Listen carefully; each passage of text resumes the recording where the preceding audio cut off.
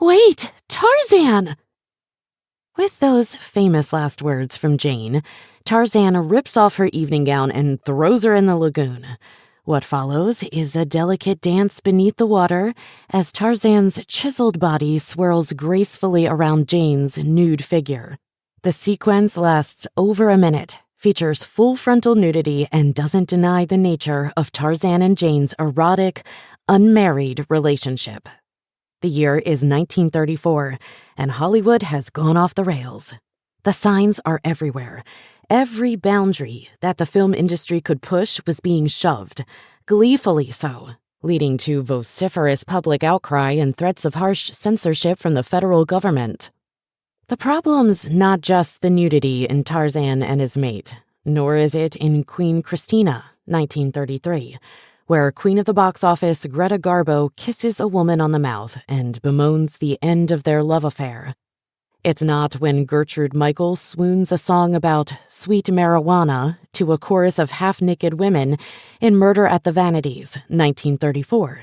Nor is it even when Anne in Anne Vickers, 1933, mourns her abortion after a doomed love affair and reflects solemnly on the decision.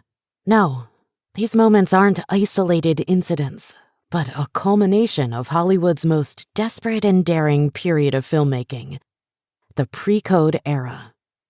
Limits, political, social, ethical, were getting tested further with each movie released as the studio's debts piled up and the country's unemployment numbers skyrocketed. Desperation is the mother of creativity, and the films of this time are bolder, more exciting, and more dynamic than what would come before or after.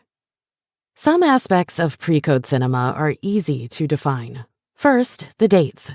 While some scholars place the era's origins around 1927, when sound debuted, or 1929, when sound had been largely accepted by the industry, our book starts with the adoption of the Motion Picture Production Code on March 31, 1930, and lasts through the full enforcement of the code in early July 1934.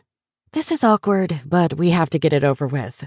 Pre-code is actually a misnomer, as it is after the code is adopted, but before it is strictly enforced. Don't worry, there are no quizzes at the end of this book. The next piece of the puzzle is the social context. As you might recall from your history classes, during the early 1930s, the world was on fire. The Great Depression turned everything upside down at the end of 1929, and its effects reverberated through the decade. Unemployment topped 25% in 1932. Frustrated and unpaid veterans marched on Washington and were brutally dispersed by the military. Charles Lindbergh's baby son was kidnapped and found murdered. And all the while, the bloody rise of fascism in Germany and Italy was noted by some Americans with reverent awe and glee.